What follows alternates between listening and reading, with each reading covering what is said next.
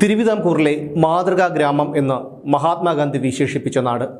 ക്ഷേത്രപ്രവേശന വിളംബരത്തിന് മുമ്പ് തന്നെ ദളിതർക്കും മറ്റു പിന്നാക്ക വിഭാഗങ്ങളിൽപ്പെട്ടവർക്കും ക്ഷേത്രങ്ങളുടെ വാതിലുകൾ തുറന്നിട്ട നാട്.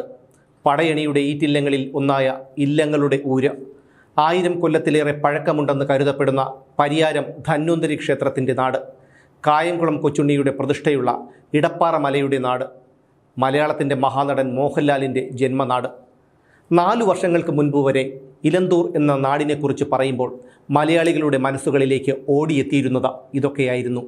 പക്ഷേ ഒരു ദിവസം ആ വിശേഷണങ്ങൾക്കെല്ലാം കരുനിഴൽ വീഴ്ത്തിക്കൊണ്ട് ഒരു വാർത്ത പുറത്തു വന്നു. ആരും ഒരിക്കലും കേൾക്കാൻ ഇഷ്ടപ്പെടാത്തൊരു വാർത്ത. 2022 ഒക്ടോബർ 9 രാത്രി ഇലന്തൂരിലെ ജോസിൻ്റെ വീട്ടിലേക്ക് ഒരു ഫോൺ കോൾ എത്തുന്നു. കൊച്ചിയിൽ നിന്നായിരുന്നു ആ ഫോൺ കോൾ. വിളിക്കുന്നതാകട്ടെ പോലീസുകാരും. പോലീസുകാർക്ക് അറിയേണ്ടിയിരുന്നത് ജോസിൻ്റെ തൊട്ടടുത്ത വീട്ടിൽ ഇടയ്ക്കിടയ്ക്ക് ഒരു സ്കോർപിയോ കാർ വരാറുണ്ടോ എന്നായിരുന്നു. ജോസിന് രണ്ടാമതൊന്ന് ആലോചിക്കേണ്ടി വന്നില്ല. അയാൾ പറഞ്ഞു, സാർ, നിങ്ങളീ പറയുന്ന സ്കോർപിയോ കാറിനെ പലവട്ടം ഞാൻ കണ്ടിട്ടുണ്ട്. ഇടയ്ക്കിടെ അത് അപ്പുറത്തെ വീട്ടിൽ വന്ന് പോകാറുണ്ട്. എങ്കിൽ നിങ്ങളൊരു കാര്യം ചെയ്യണം. നിങ്ങളുടെ വീടിന് മുന്നിൽ നിങ്ങൾ CCTV വെച്ചിട്ടുണ്ടല്ലോ, അതിൻ്റെ ദൃശ്യങ്ങൾ ഞങ്ങൾക്ക് വേണം. ഫോണിൻ്റെ മറുതലയ്ക്കിലുള്ള പോലീസ് ഉദ്യോഗസ്ഥൻ പറഞ്ഞു. അതിനെന്താ സാർ, തരാമല്ലോ എന്ന് ജോസ് മറുപടി പറഞ്ഞു. മറുതലയ്ക്കൽ ഫോൺ കട്ട് ചെയ്തു. അപ്പോഴാണ് ജോസിന് ഒരു കാര്യം ഓർമ്മ വന്നത്. ആരായിരിക്കും തൻ്റെ ഫോൺ നമ്പർ പോലീസിന് കൊടുത്തത്? ഈ ചോദ്യം അയാളെ വല്ലാതെ ആശയക്കുഴപ്പത്തിലാക്കി. പക്ഷേ ആ ആശയക്കുഴപ്പം ഒരുപാട് നേരം നീണ്ടു നിന്നില്ല. തൊട്ടടുത്ത വീട്ടിലെ ഭഗവത് സിംഗ് അങ്ങോട്ടേക്ക് വന്നു. ജോസ് ഭഗവത് സിംഗിനോട് കാര്യം പറഞ്ഞു. അപ്പോൾ ഭഗവത് സിംഗ് പറഞ്ഞു, അതെ ജോസേ, ഞാനാണ് ഫോൺ നമ്പർ പോലീസിന് കൊടുത്തത്. അങ്ങനെ അരമണിക്കൂറോളം അവർ തമ്മിൽ സംസാരിച്ചു. ആ സംസാരത്തിനിടയിൽ ഭഗവത് സിംഗിന് അറിയേണ്ടിയിരുന്നത് 2 കാര്യങ്ങളായിരുന്നു. 1, പോലീസുകാർ എന്തൊക്കെയാണ് ചോദിച്ചത്. 2, റോഡിൻ്റെ 2 വശങ്ങളിൽ നിന്ന് വരുന്ന വാഹനങ്ങളെല്ലാം ജോസിൻ്റെ വീട്ടിലെ CCTV ക്യാമറയിൽ പതിയുമോ എന്നുള്ളതായിരുന്നു. ഈ 2 ചോദ്യങ്ങളാണ് ഭഗവത് സിംഗ് ജോസിനോട് ചോദിച്ചത്. അയാളുടെ ഈ ചോദ്യങ്ങൾക്ക് ജോസ് ഉത്തരം നൽകിയത് ഒരു മറു ചോദ്യം ചോദിച്ചുകൊണ്ടായിരുന്നു. ഇതെല്ലാം പതിയാനാണല്ലോ കയ്യിൽ നിന്ന് കാശ് മുടക്കി ഞാൻ ക്യാമറ വെച്ചത്. ജോസിൻ്റെ ഈ മറുപടി കേട്ടതോടെ കൂടുതലൊന്നും പറയാൻ നിൽക്കാതെ ഭഗവത് സിംഗ് തിരിച്ചുപോയി. ആഞ്ഞിലിമൂട്ടിൽ പാരമ്പര്യ വൈദ്യന്മാരുടെ കുടുംബമായിരുന്നു ഭഗവത് സിംഗിൻ്റേത്. വീടിൻ്റെ കാരണവർ സ്ഥാനം കയ്യിലെത്തിയപ്പോൾ ഭഗവത് സിംഗ് ആഞ്ഞിലിമൂട്ടിൽ എന്ന വീട്ടുപേര് മാറ്റി കടകംപള്ളി എന്നാക്കി. പക്ഷേ വൈദ്യന്മാരുടെ പാരമ്പര്യത്തിന് ഒരു മാറ്റവും ഉണ്ടായിരുന്നില്ല. ആ നാട്ടിലുള്ള ആർക്കെങ്കിലും ഒടിവോ ചതവോ പറ്റിയാൽ ആദ്യം ഓടിയെത്തുന്നത് ഭഗവത് സിംഗിൻ്റെ വീട്ടുമുറ്റത്തേക്കായിരിക്കും. അധികം ആരോടും സംസാരിക്കാത്ത പ്രകൃതക്കാരനായിരുന്നു അയാൾ. അയാൾക്ക് വൈദ്യം മാത്രമല്ല, ഹൈക്കു കവിതകളും വഴങ്ങുമായിരുന്നു. ഇടതുപക്ഷ രാഷ്ട്രീയക്കാരനായ അയാൾ പാർട്ടി പരിപാടികളിലൊക്കെ സജീവമായി തന്നെ പങ്കെടുത്തിരുന്നു. ഭഗവത് സിംഗിനെക്കുറിച്ച് ആ നാട്ടിൽ ആർക്കും യാതൊരു പരാതിയുമില്ലായിരുന്നു. സാധാരണ ദിവസങ്ങളിൽ രാവിലെ തന്നെ തിരുമലിനും മറ്റുമായി ആ വീട്ടുമുറ്റത്തേക്ക് ആളുകൾ എത്തുമായിരുന്നു. അവരെല്ലാം പോകുമ്പോൾ കുറേ സമയമെടുക്കും. അത് കഴിഞ്ഞ് 9 മണിയോടെ മിക്കവാറും ദിവസങ്ങളിൽ ഭഗവത് സിംഗും ഭാര്യ ലൈലയും ബൈക്കിൽ പുറത്തേക്ക് പോകും. എന്നാൽ അയൽവാസിയായ ജോസിനെ കൊച്ചിയിൽ നിന്നുള്ള പോലീസുകാർ ഫോൺ ചെയ്ത് അന്വേഷിച്ചതിൻ്റെ പിറ്റേന്ന് പതിവിൽ നിന്ന് വിപരീതമായി ഭഗവത് സിംഗും ഭാര്യയും പുറത്തേക്ക് പോകാനായി ബൈക്ക് തയ്യാറാക്കി വീടിന് മുന്നിൽ കൊണ്ടുവച്ചിരുന്നു. അപ്പോൾ സമയം 7 മണിയാകുന്നതേ ഉണ്ടായിരുന്നുള്ളൂ. പക്ഷേ ഭഗവത് സിംഗിൻ്റെ കണക്ക് കൂട്ടലുകളെ എല്ലാം തെറ്റിച്ചുകൊണ്ട് അവർ പുറത്തേക്ക് പോകുന്നതിന് മുമ്പ് തന്നെ പോലീസ് വാഹനം ആ വീടിൻ്റെ മുറ്റത്ത് വന്നു നിന്നു. യഥാർത്ഥത്തിൽ പോലീസ് വാഹനം കുറേ നേരമായി ഭഗവത് സിംഗിൻ്റെ വീടിൻ്റെ കുറച്ചു മാറി ഒരിടത്ത് നിർത്തിയിട്ടിട്ട് അവരുടെ നീക്കങ്ങൾ നിരീക്ഷിക്കുകയായിരുന്നു. ഭഗവത് സിംഗും ഭാര്യയും പുറത്തേക്ക് പോകാൻ തയ്യാറെടുക്കുകയാണെന്ന് മനസ്സിലാക്കിയപ്പോഴാണ് പോലീസ് വാഹനം അകത്തേക്ക് കയറ്റിയത്. പോലീസ് വാഹനം ഭഗവത് സിംഗിൻ്റെ വീട്ടുമുറ്റത്തേക്ക് പോകുന്നത് കണ്ട് നാട്ടുകാരൊക്കെ അന്തിച്ചു നിന്നു. എന്താണ് കാര്യമെന്ന് അവർക്കാർക്കും പിടികിട്ടിയില്ല. അങ്ങനെ കുറേ സമയം കടന്നുപോയി.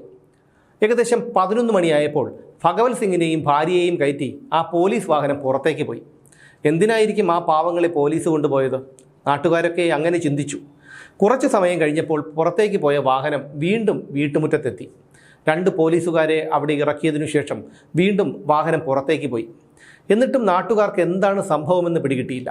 അങ്ങനെ ആ ദിവസം ഇരുട്ടി വെളുത്തു. പിറ്റേന്ന് മെലിഞ്ഞ ഒരു മനുഷ്യനെ ഉന്നത പോലീസ് ഉദ്യോഗസ്ഥരുടെ സാന്നിധ്യത്തിൽ അവിടെ എത്തിച്ചു. അയാളുടെ പേര് മുഹമ്മദ് ഷാഫി എന്നായിരുന്നു. കുറച്ചു കഴിഞ്ഞപ്പോൾ ഭഗവത് സിംഗിനെയും ലൈലയെയും അവിടെ എത്തിച്ചു മറ്റൊരു വാഹനത്തിൽ. അപ്പോഴാണ് ഞെട്ടിക്കുന്ന ആ സംഭവം നാട്ടുകാരറിയുന്നത്. തമിഴ്നാട്ടിലെ സേലം സ്വദേശിനിയായ ആ സ്ത്രീ പൊന്നുരുന്നി പഞ്ചവടി നഗറിലായിരുന്നു വാടകയ്ക്ക് താമസിച്ചിരുന്നത്. അവർ കൊച്ചി കടവന്ത്രയിലെ ലോട്ടറി വിൽപ്പനക്കാരിയായിരുന്നു. വീട്ടിലേക്ക് പോകുന്നത് വല്ലപ്പോഴുമായിരുന്നെങ്കിലും എന്നും അവർ വീട്ടിലേക്ക് ഫോൺ ചെയ്യുമായിരുന്നു. പക്ഷേ കഴിഞ്ഞ കുറച്ച് ദിവസങ്ങളായി ആ സ്ത്രീ വീട്ടിലേക്ക് ഫോൺ ചെയ്യുന്നില്ല. അവരെക്കുറിച്ച് യാതൊരു വിവരവുമില്ല. അതോടെ ഈ സ്ത്രീയുടെ കുടുംബാംഗങ്ങളിൽ ചിലർ കൊച്ചിയിലെത്തി. 2022 ഒക്ടോബർ 27 അവർ ഈ സ്ത്രീയെ കാണാനില്ലെന്ന് കാണിച്ച് കടവന്ത്ര പോലീസിൽ പരാതി കൊടുത്തു. ആ പരാതിയുടെ അടിസ്ഥാനത്തിൽ നടത്തിയ അന്വേഷണമാണ് പോലീസിനെ മുഹമ്മദ് ഷാഫിയിലേക്ക് എത്തിച്ചത്. കൊച്ചിയിലെ ഒരു ഹോട്ടലിലെ ജോലിക്കാരനായിരുന്നു മുഹമ്മദ് ഷാഫി. നേരത്തെ ചില കേസുകളിൽ അയാൾ പ്രതിയായിരുന്നു. ഇതിനിടെ വടക്കാഞ്ചേരി സ്വദേശിനിയായ ഒരു സ്ത്രീയെ കാണാനില്ല എന്ന പരാതി കാലടി പോലീസ് സ്റ്റേഷനിലെത്തി. ഈ സ്ത്രീയും ലോട്ടറി കച്ചവടക്കാരിയായിരുന്നു. ഈ 2 തിരോധാന കേസുകളിലും പോലീസ് കാര്യക്ഷമമായി അന്വേഷണം തുടങ്ങി. 2 പേരുടെയും മൊബൈൽ ടവർ ലൊക്കേഷനുകൾ പരിശോധിച്ചു. അങ്ങനെ തമിഴ്നാട്ടുകാരിയായ സ്ത്രീയുടെ ടവർ ലൊക്കേഷൻ തിരുവല്ല ഭാഗത്താണെന്ന് മനസ്സിലായി. അങ്ങനെ പോലീസ് കടവന്ത്ര മുതൽ തിരുവല്ല വരെയുള്ള കിട്ടാവുന്ന CCTV ക്യാമറ ദൃശ്യങ്ങളെല്ലാം പരിശോധിച്ചു. ഈ പരിശോധനയ്ക്കിടയിൽ തമിഴ്നാട്ടുകാരി സെപ്റ്റംബർ 26 എറണാകുളത്ത് നിന്ന് ഒരു സ്കോർപിയോ കാറിൽ കയറിപ്പോകുന്ന CCTV ദൃശ്യങ്ങൾ കണ്ടെത്തി. പക്ഷേ ആ ദൃശ്യങ്ങൾ അവ്യക്തമായിരുന്നു. എങ്കിലും ആ ദൃശ്യങ്ങളുടെ ചുവട് പിടിച്ച് അന്നത്തെ കൊച്ചി DCP S ശശിധരൻ്റെ നേതൃത്വത്തിലുള്ള പ്രത്യേക അന്വേഷണ സംഘം അരിച്ചു പെറുക്കി അന്വേഷണം നടത്തി. ദിവസങ്ങളോളം നടത്തിയ ആ അന്വേഷണത്തിന് ഫലമുണ്ടായി. അങ്ങനെയാണ് തമിഴ്നാട്ടുകാരിയെ കാറിൽ കയറ്റിക്കൊണ്ടുപോയ ആൾ പെരുമ്പാവൂരുകാരനായ മുഹമ്മദ് ഷാഫിയാണെന്ന് പോലീസിന് മനസ്സിലായത്. താമസിയാതെ അയാളെ കസ്റ്റഡിയിലെടുത്തു. ചോദ്യം ചെയ്തപ്പോഴാണ് പോലീസിനെ പോലും ഞെട്ടിച്ച ആ കൊടും ക്രൂരതയുടെ ചുരുളഴിഞ്ഞത്. മുമ്പ് ഒരു വയോധികയെ പീഡിപ്പിച്ച കേസിലെ പ്രതിയായിരുന്നു മുഹമ്മദ് ഷാഫി. പണം തട്ടാനായി അയാൾ ആസൂത്രണം ചെയ്ത ഒരു പദ്ധതിയായിരുന്നു ഇരട്ടക്കൊലയിൽ അവസാനിച്ചത്. മുഹമ്മദ് ഷാഫിക്ക് ഫേസ്ബുക്കിൽ ശ്രീദേവി എന്നൊരു വ്യാജ അക്കൗണ്ട് ഉണ്ടായിരുന്നു.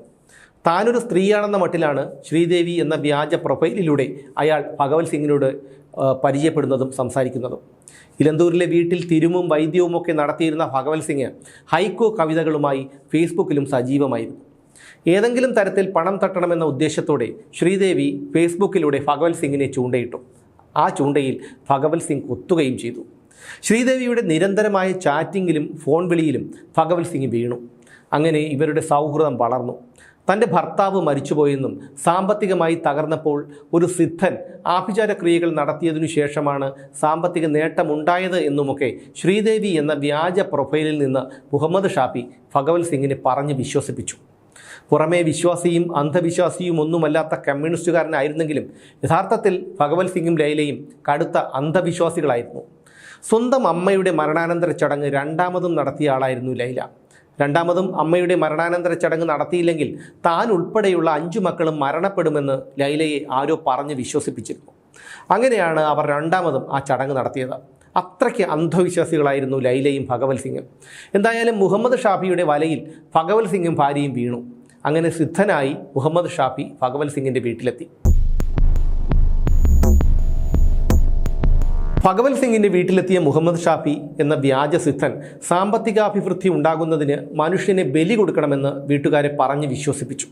സിദ്ധൻ പറയുന്ന എന്തും ചെയ്യാൻ ഭഗവത് സിംഗും ലൈലയും തയ്യാറായിരുന്നു. കടുത്ത ലൈംഗിക വൈകൃതത്തിനു അടിമയായിരുന്ന മുഹമ്മദ് ഷാഫി അവസരം പരമാവധി മുതലെടുത്തു. ആഭിചാരക്രിയയുടെ ഭാഗമായി ലൈലയുമായി അയാൾ ലൈംഗിക വീഴ്ച നടത്തി. ഭർത്താവായ ഭഗവത് സിംഗിൻ്റെ മുന്നിൽ വെച്ചായിരുന്നു അത്രേ ഈ ലൈംഗിക വീഴ്ച. പക്ഷേ ആരെ കുരുതി കൊടുക്കും? അതിനുള്ള വഴിയും മുഹമ്മദ് ഷാഫി കണ്ടെത്തി. എറണാകുളം കാലടിയിൽ താമസക്കാരിയായ ലോട്ടറി വിൽപ്പനക്കാരിയെ ഷാഫിക്ക് മുൻപ് പരിചയമുണ്ടായിരുന്നു. ഒരു സിനിമയിൽ അഭിനയിച്ചാൽ 15 ലക്ഷം രൂപ കൊടുക്കാമെന്നും മറ്റും പ്രലോഭിപ്പിച്ച് ഷാഫി ലോട്ടറി വിൽപ്പനക്കാരിയെ ഭഗവത് സിംഗിൻ്റെ വീട്ടിലെത്തിച്ചു. 2022 ജൂണിലായിരുന്നു ഇത്. ലോട്ടറി വിൽപ്പനക്കാരിയെ മുഹമ്മദ് ഷാഫിയും ഭഗവത് സിംഗും ലൈലയും കൂടി കട്ടിലിൽ കെട്ടിയിട്ടു. സിനിമാ ചിത്രീകരണത്തിന് വേണ്ടിയാണെന്നായിരുന്നു അവരോട് പറഞ്ഞത്. പിന്നീട് ഷാഫി അവരെ ക്രൂരമായി പീഡിപ്പിച്ചു. പിന്നെ കഴുത്തറുത്ത് കൊലപ്പെടുത്തി. അവരുടെ ശരീരം മുഴുവൻ കത്തികൊണ്ട് മുറിവുണ്ടാക്കി. രക്തം ശേഖരിച്ചു. പല അവയവങ്ങളും മുറിച്ചു മാറ്റി. മൃതദേഹം വെട്ടി നുറുക്കി 30ഓളം കഷണങ്ങളാക്കി. ഉപ്പ് വിതറി കുഴിച്ചിട്ടു. ആ കുഴിക്ക് മുകളിൽ മഞ്ഞളും നട്ടു. ആ സ്ത്രീയുടെ ശരീരത്തിലുണ്ടായിരുന്ന സ്വർണ്ണാഭരണങ്ങൾ ഷാഫി കൈക്കലാക്കി അത് ഇലന്തൂരിലുള്ള ഒരു സ്വർണ്ണ പണയ സ്ഥാപനത്തിൽ പണയം വെച്ചു. ശേഖരിച്ച രക്തം വീടിന് ചുറ്റും തളിച്ചു. പക്ഷേ എന്നിട്ടും ഭഗവത് സിംഗിൻ്റെ സാമ്പത്തിക സ്ഥിതി മെച്ചപ്പെട്ടില്ല. അയാൾ മുഹമ്മദ് ഷാഫിയോട് ഇക്കാര്യം പറഞ്ഞ് പരാതിപ്പെട്ടു. അങ്ങനെയാണ് ഷാഫി മറ്റൊരു സ്ത്രീയെ വലയിലാക്കി കൊണ്ടുവരുന്നതും കൊലപ്പെടുത്തുന്നതും. നരബലി നടത്തിയിട്ടും സാമ്പത്തികാഭിവൃദ്ധി ഉണ്ടായില്ലെന്ന് ഭഗവത് സിംഗും ഭാര്യയും പരാതി പറഞ്ഞതോടെ ശാപം മാറിയിട്ടില്ലെന്നും ഒരു നരബലി കൂടി നടത്തണമെന്നും മുഹമ്മദ് ഷാഫി നിർദ്ദേശിച്ചു. ഇരയെ കണ്ടെത്താനും ആഭിചാരക്രിയയ്ക്കുമുള്ള പണം നൽകാമെന്ന് ഭഗവത് സിംഗ് പറഞ്ഞതോടെ മുഹമ്മദ് ഷാഫി അടുത്ത ഇരയെ തപ്പിയിറങ്ങി. അങ്ങനെയാണ് തമിഴ്നാട് സ്വദേശിനിയായ ലോട്ടറി കച്ചവടക്കാരിയെ വലയിലാക്കുന്നതും ഭഗവത് സിംഗിൻ്റെ വീട്ടിലെത്തിക്കുന്നതും. അവരോട് പറഞ്ഞത് സിനിമയിൽ അഭിനയിക്കാനാണെന്നും പണം തരാമെന്നുമാണ്. അവരെയും കട്ടിലിൽ കെട്ടിയിട്ടു. ഇത്തവണ ഇരയുടെ കഴുത്തിൽ കത്തിവെച്ചത് ലൈലയായിരുന്നു. കഴുത്തറുത്ത് കൊലപ്പെടുത്തിയ ആ സ്ത്രീയുടെ ശരീരം 56 കഷണങ്ങളായി വെട്ടി നുറുക്കി. രക്തം ശേഖരിച്ച് വീടിന് ചുറ്റും തളിച്ചു. പിന്നീട് വീട്ടുവളപ്പിൽ കുഴിച്ചിടുകയും ചെയ്തു. ഈ സ്ത്രീകൾ കൊല്ലപ്പെട്ടിട്ടുണ്ടാകും എന്നു തന്നെ DCP ഉറപ്പിച്ചു. അദ്ദേഹത്തിൻ്റെ ആ സംശയമാണ് അന്വേഷണത്തിൻ്റെ വേഗം കൂട്ടിയത്. തമിഴ്നാട് സ്വദേശിനിയായ ലോട്ടറി കച്ചവടക്കാരി മുഹമ്മദ് ഷാഫിയുടെ കാറിൽ കയറി പോകുന്ന ദൃശ്യങ്ങളും ഷാഫിയുടെ ഫോൺ വിളികളുമാണ് കേസിൽ വഴിത്തിരിവായത്. അങ്ങനെ ഷാഫിയെ കസ്റ്റഡിയിലെടുത്ത് ചോദ്യം ചെയ്തപ്പോഴാണ് ഭഗവത് സിംഗിനെയും ഭാര്യയെയും കുറിച്ച് പറയുന്നത്. താമസിയാതെ കൊച്ചി പോലീസിൽ നിന്ന് ആറന്മുള പോലീസ് സ്റ്റേഷനിലേക്ക് മെസ്സേജ് എത്തി. തമിഴ്നാട് സ്വദേശിനിയുടെ ചിത്രം ആറന്മുള സ്റ്റേഷനിലേക്ക് അയച്ച DCP ഇവരെക്കുറിച്ച് ഭഗവത് സിംഗിൻ്റെ വീട്ടിലെത്തി അന്വേഷിക്കണമെന്ന് നിർദ്ദേശിച്ചു. അങ്ങനെ ഈ ഫോട്ടോയുമായി ഭഗവത് സിംഗിൻ്റെ വീട്ടിലെത്തിയ ആറന്മുള പോലീസ് ഭഗവത് സിംഗിനോട് ഇവരെക്കുറിച്ച് അറിയാമോ എന്നന്വേഷിച്ചു. ഇല്ലെന്നായിരുന്നു അയാളുടെ മറുപടി. എന്നാൽ ലൈല ഞെട്ടിയത് പോലീസ് ഉദ്യോഗസ്ഥർ ശ്രദ്ധിച്ചു. അങ്ങനെയാണ് ജോസിൻ്റെ വീട്ടിലെ ദൃശ്യങ്ങൾ ശേഖരിക്കുന്നതും ഭഗവത് സിംഗിനെയും ഭാര്യയെയും കസ്റ്റഡിയിലെടുക്കുന്നതും. 3 പ്രതികളെയും കസ്റ്റഡിയിലെടുത്തതിന് പിന്നാലെ ഭഗവത് സിംഗിൻ്റെ വീട്ടിലെത്തി പോലീസ് തെളിവെടുപ്പ് നടത്തി. മൃതദേഹം കുഴിച്ചിട്ട സ്ഥലം പ്രതികൾ പോലീസിന് കാണിച്ചു കൊടുത്തു. അവിടം പരിശോധിച്ച പോലീസ് മൃതദേഹത്തിൻ്റെ അവശിഷ്ടങ്ങൾ കണ്ടെടുത്തു. കൊല്ലപ്പെട്ട സ്ത്രീകളുടെ ബാഗും ചെരിപ്പുകളും അടക്കമുള്ള മറ്റു ചില തെളിവുകളും കണ്ടെടുത്തു. ഭഗവത് സിംഗിൻ്റെ വീടിൻ്റെ പരിസരത്തെ 6 ഇടങ്ങൾ പോലീസ് മാർക്ക് ചെയ്ത് പരിശോധിച്ചു. മറ്റെവിടെയെങ്കിലും ആരെയെങ്കിലും കൊലപ്പെടുത്തി കുഴിച്ചിട്ടിട്ടുണ്ടോ എന്നറിയാനായിരുന്നു ഇത്. തമിഴ്നാട് സ്വദേശിനിയെ കൊലപ്പെടുത്തിയതിനു ശേഷം അവരുടെ ചില ശരീരഭാഗങ്ങൾ കറിവെച്ചു കഴിച്ചു എന്നായിരുന്നു പ്രതികൾ പോലീസിനോട് പറഞ്ഞത്. വെട്ടിമുറിച്ച ശരീരത്തിലെ ചില ഭാഗങ്ങൾ ഫ്രീസറിൽ സൂക്ഷിച്ചു. ചിലത് വേവിച്ച് കഴിച്ചു. ആഭിചാരക്രിയയ്ക്ക് കൂടുതൽ ഫലം കിട്ടാനായി മുഹമ്മദ് ഷാഫിയുടെ നിർദ്ദേശമനുസരിച്ചാണ് ഇങ്ങനെ മാംസം കഴിച്ചത് എന്നായിരുന്നു ഭഗവത് സിംഗിൻ്റെയും ഭാര്യയുടെയും മൊഴി. ഭഗവത് സിംഗ് കഴിക്കാൻ തയ്യാറായില്ല. അതോടെ അയാളുടെ വായിൽ വെച്ചുകൊടുത്ത് നിർബന്ധിച്ച് കഴിപ്പിച്ചു. മൃതദേഹം കുഴിച്ചിട്ടപ്പോൾ അതിനോടൊപ്പം വലിയൊരു തുകയുടെ ചെക്ക് എഴുതി ആ ചെക്ക് കൂടി കുഴിയിലിട്ടിരുന്നു. ആദ്യമൊന്നും അന്വേഷണവുമായി സഹകരിക്കാൻ മുഖ്യപ്രതി മുഹമ്മദ് ഷാഫി തയ്യാറായില്ല. നീ മനുഷ്യമാംസം കഴിച്ചോ എന്ന് ചോദിച്ചപ്പോൾ ചെറിയൊരു ചിരിയായിരുന്നു അയാളുടെ മറുപടി. ലോട്ടറി വിൽപ്പനക്കാരായ സ്ത്രീകളെ വലയിൽ വീഴ്ത്തുന്നതിന് മുമ്പ് ഇരകളെ കണ്ടെത്താനായി മുഹമ്മദ് ഷാഫി പലയിടങ്ങളിലും കറങ്ങി നടന്നിരുന്നു. പിടിയിലായ എല്ലാ പ്രതികളും ഇപ്പോൾ ജയിലിലാണ്. മുഹമ്മദ് ഷാഫിയാണ് കേസിലെ 1-ാം പ്രതി. 2-ാം പ്രതി ഭഗവത് സിംഗും 3-ാം പ്രതി ലൈലയുമാണ്. കൊലപാതകം, തട്ടിക്കൊണ്ടുപോകൽ, ബലാത്സംഗം, ഗൂഢാലോചന, മൃതദേഹത്തോട് അനാദരവ് കാണിക്കൽ, തെളിവ് നശിപ്പിക്കൽ, മോഷണം എന്നീ കുറ്റങ്ങളാണ് പ്രതികൾക്ക് മേൽ ചുമത്തിയിരിക്കുന്നത്. കേസന്വേഷണത്തിനിടയിൽ നിർണായകമായ പല തെളിവുകളും പോലീസിന് കിട്ടി. കൊല്ലപ്പെട്ട സ്ത്രീകളുടെ ആഭരണങ്ങൾ പണയം വെച്ച സ്ഥാപനത്തിലും കഴുത്തറുക്കാനുള്ള കത്തി വാങ്ങിയ കടയിലുമൊക്കെ തെളിവെടുപ്പ് നടത്തി. കൊല്ലപ്പെട്ടവരുടെ മൊബൈൽ ഫോണുകൾ തോട്ടിലെറിഞ്ഞു കളഞ്ഞു എന്നായിരുന്നു പ്രതികൾ പോലീസിനോട് പറഞ്ഞത്. പക്ഷേ ചെളി നിറഞ്ഞ തോട്ടിൽ നിന്ന് കൊല്ലപ്പെട്ട തമിഴ്നാട്ടുകാരിയുടെ മൊബൈൽ ഫോൺ കണ്ടെടുക്കാൻ കഴിഞ്ഞില്ല. കേസിൽ 200 സാക്ഷിമൊഴികളും 60 മഹസറുകളും 130 രേഖകളും അടക്കം 3000 പേജുള്ള കുറ്റപത്രമാണ് അന്വേഷണ സംഘം കോടതിയിൽ സമർപ്പിച്ചത്. അറസ്റ്റ് ചെയ്ത് 89-ാം ദിവസം അന്വേഷണ സംഘം എറണാകുളം മജിസ്ട്രേറ്റ് കോടതിയിൽ കുറ്റപത്രം സമർപ്പിച്ചു. അപൂർവങ്ങളിൽ അപൂർവമായ കേസാണ് ഇതെന്നായിരുന്നു പോലീസ് കുറ്റപത്രത്തിൽ പരാമർശിച്ചിരുന്നത്. ഇതോടെ സ്വാഭാവിക ജാമ്യവും പ്രതികൾക്ക് കിട്ടിയില്ല. DNA പരിശോധനയിലൂടെയാണ് കൊല്ലപ്പെട്ടത് കാണാതായ ലോട്ടറി വിൽപ്പനക്കാരികളാണെന്ന് പോലീസ് കണ്ടെത്തിയത്.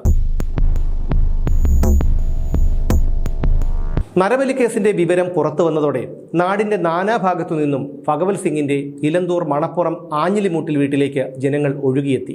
പക്ഷേ ദിവസങ്ങൾ കഴിയുന്തോറും ആ വീടും പരിസരവും ശ്മശാനമുഖമായി. 3 വശവും ഒഴിഞ്ഞുകിടക്കുന്ന 3.5 ഏക്കർ പുരയിടത്തിന് നടുവിലുള്ള ആ പഴയ വീടും തിരുമൽ കേന്ദ്രവും ഇന്ന് പ്രേതാലയം പോലെയാണ്. വെറും 6-ാം ക്ലാസ് വിദ്യാഭ്യാസം മാത്രമാണ് മുഹമ്മദ് ഷാഫിക്കുണ്ടായിരുന്നത്. ആ മുഹമ്മദ് ഷാഫി 3 ഫേസ്ബുക്ക് അക്കൗണ്ടുകൾ കൈകാര്യം ചെയ്തിരുന്നു എന്നാണ് പോലീസിനോട് പറഞ്ഞത്. ഈ ഫേസ്ബുക്ക് അക്കൗണ്ടുകൾ വഴിയാണ് അയാൾ സിദ്ധരാണെന്ന് വിശ്വസിപ്പിച്ച് ആളുകളെ വലയിൽ വീഴ്ത്തിയിരുന്നത്. അത് വിശ്വാസയോഗ്യമല്ല. വയോധികയെ പീഡിപ്പിച്ച കേസിൽ ജയിലിൽ കിടന്നപ്പോഴും ഷാഫിയുടെ ഫേസ്ബുക്ക് അക്കൗണ്ടുകൾ സജീവമായിരുന്നു. അതിനർത്ഥം മുഹമ്മദ് ഷാഫിയുടെ സമൂഹ മാധ്യമ അക്കൗണ്ടുകൾ കൈകാര്യം ചെയ്തിരുന്നത് മറ്റാരോ ആണെന്നുള്ളതാണ്. മാത്രമല്ല, ഇരകളുടെ ശരീരഭാഗങ്ങൾ ഭക്ഷിച്ചു എന്നാണ് പ്രതികൾ പോലീസിനോട് പറഞ്ഞത്. ഇവർ അവയവ മാഫിയയിലെ അംഗങ്ങളാണോ, ആന്തരികാവയവങ്ങൾ വിൽപ്പന നടത്തിയിട്ടുണ്ടോ എന്നുള്ളതിനൊന്നും വ്യക്തതയില്ല. അന്വേഷണം അങ്ങോട്ടേക്ക് എത്താതിരിക്കാനാണോ ശരീരഭാഗങ്ങൾ ഭക്ഷിച്ചു എന്ന് പറഞ്ഞതിനും വ്യക്തമല്ല. എന്തായാലും കേരളത്തിൻ്റെ കുറ്റകൃത്യ ചരിത്രത്തിലെ തന്നെ കുപ്രസിദ്ധമായൊരു ഏടായിരിക്കും ഇലന്തൂർ നരബലി കേസ്.